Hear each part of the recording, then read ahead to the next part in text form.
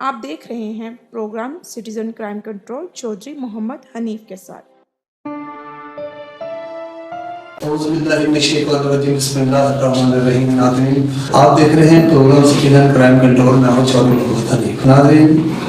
9 مئی ایک سیاہ دن کی طرح منایا گیا اور سیاہ دن کی طرح ہی ہمیشہ منایا جائے۔ ایک سیاستدان نے صرف اقتدار کی خاطر ہماری پوری نئی نسل میں سے چند لوگوں کو ایسے ہائی جیک کیا، ان کی برین واشنگ کی کہ کوشش کی کہ کسی طرح اداروں میں بھی تقسیم ہو جائے، عوام میں بھی تقسیم ہو جائے، گھر گھر میں بھی تقسیم ہو جائے، اور بہت اعلیٰ لوگوں کے ساتھ مل کر انہوں نے یہ پلان کیا کہ اگر میری گرفتاری ہو تو ان جگہ پر آپ لوگوں نے حملہ کر نقصان پہنچایا۔ اور آپ دیکھیں کہ 9 مئی کو جب عمران خان گرفتار ہوا، کیا اس سے پہلے سیاستدان گرفتار نہیں ہوتے رہے؟ زرداری صاحب 14 سال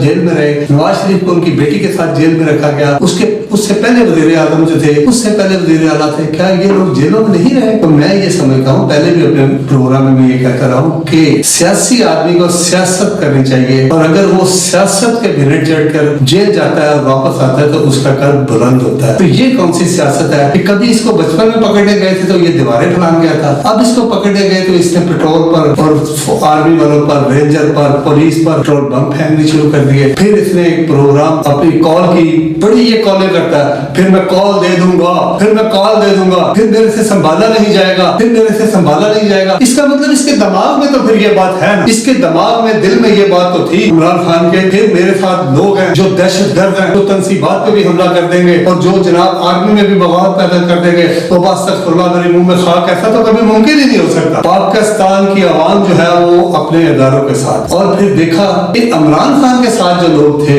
حکومت میں تھے، وزراء تھے، وزیر تھے، کچھ بھی تھے، وہ کہاں گئے؟ ہر یک کے بعد دیکھ رہے ہیں، ایک دن میں 2 3 پریس کانفرنس ہوئی، انہوں نے کہا جی ہم عمران خان کے ساتھ تھے، عمران خان کے اس عمل کے ساتھ نہیں، آج لہٰذا ہم آج سے طریقے انصاف کو خیر بات کرتے ہیں۔ تو جب ایک لیڈران جو ان کے لیڈر تھے، عہدیداران تھے، انہوں نے جواب دے دیا، معذرت کر دی، تو جو عوام کے لوگ ہیں، جو عوام ہیں، جو طاقت کا سرچشمہ ہے، تو ان میں شعور نہیں ہے؟ یہ بھی ڈاکٹر ہیں، پروفیسر ہیں، پڑھے لکھے ہیں، ان کے بچے نوجوان ہیں، ان کو بھی سمجھ آ گئی کہ یہ عمران خان دشمن کے ایجنڈے پر کام کرتا تھا، اور وہی اس نے کر دکھایا جو دشمن نے 75 سال میں نہ۔ لیکن آپ دیکھیں کہ شہید جو ہے، اللہ پاک، اللہ کا رسول اور اللہ کی قرآن کتاب جو ہماری ہے، اللہ کا رسول اور قرآن میں یہ واضح طور پر ہے کہ شہید کو ہم مردہ بھی نہیں کہتے۔ اس کے ساتھ کسی قسم کی بات کرنا، اس کی نشانی کے ساتھ اس کی یادگار کو مٹانا، اس کے بارے میں کچھ کہنا تو بڑی دور کی بات ہے، ہم تو اس کو مردہ بھی نہیں کہہ سکتے اپنے اسلام کی روح سے، اللہ کے فرمان کے مطابق۔ تو ان لوگوں نے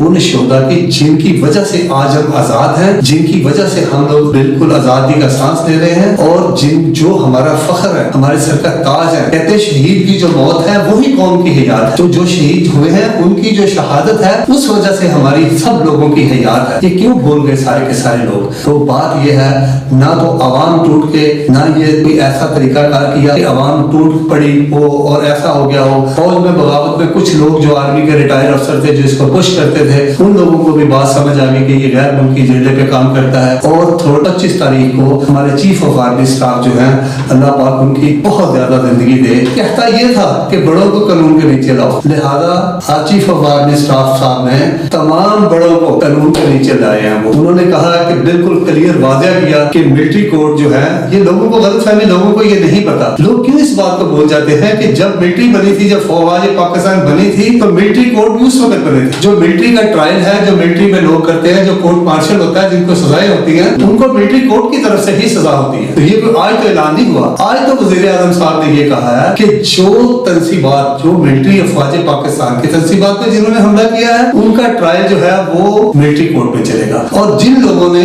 سول بلڈنگز پر حملہ کیا ہے، سول پر کیا ہے، جنہوں نے اور لوگوں کو گھراؤ جلاؤ کیا ہے، لوگوں کے نقصانات کیے ہیں، ان کا ٹرائل جو ہے وہ سول دہشت گردی کورٹ میں چلے گا۔ تو بات یہ ہے کہ انہوں نے 25 مئی کو پروگرام یوم شہداء منا کر اور پوری دنیا کو بتایا کہ یہ ہمارے سابقہ آرمی چیف ہیں، یہ ہم بیٹھے ہیں، یہ ہمارے ریٹائر فوجی بیٹھے ہیں، یہ شہداء کی فیملیاں بیٹھی ہیں، ان کے سر پر ہاتھ، ان کو یقین دہانی کرائی کہ آپ کی قربانی ضائع نہیں جائے، ضائع نہیں گئی، اور دوسرے لوگوں کی بھی قربانی ضائع نہیں جائے گی۔ تو میں نے پچھلے پروگرام میں کہا تھا کہ سیاستدان نظریے کے بنیاد پر کچھ لوگوں کو سڑکوں پر لا سکتے ہیں، لیکن جہاں تک افواج پاکستان کا تعلق ہے، یا ہماری آن شان کا مطلب ہے، یا ہمارے ملک کا تعلق ہے، تو وہاں پر تو 1 سال साल के बच्चे से लेकर कोई बूढ़े से 90 साल का बूढ़ा भी घर में नहीं बैठेगा, वो भी रोड पे निकल आएगा। और आपने देखा कि पूरी कौम ने अफवाज पाकिस्तान के साथ यकजहती का सबूत दिया,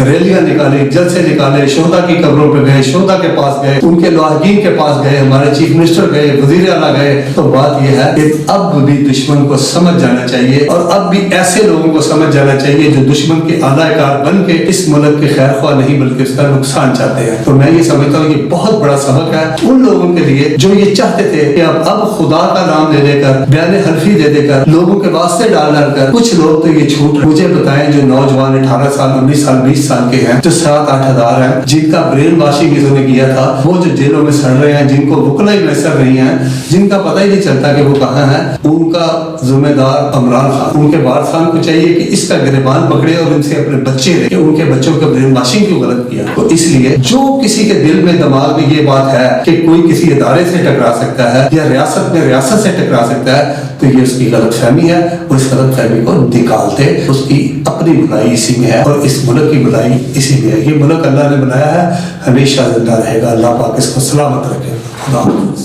नाज़रीन, आप देख रहे थे programme citizen crime control Chaudhary Mohammad Hanif के साथ। मज़ीद तफसीलात के लिए विजिट करें rastachannel.tv, ईमेल rastachannel92@gmail.com, व्हाट्सएप 032354040442। आप हमें फेसबुक और यूट्यूब पर भी फॉलो कर सकते हैं।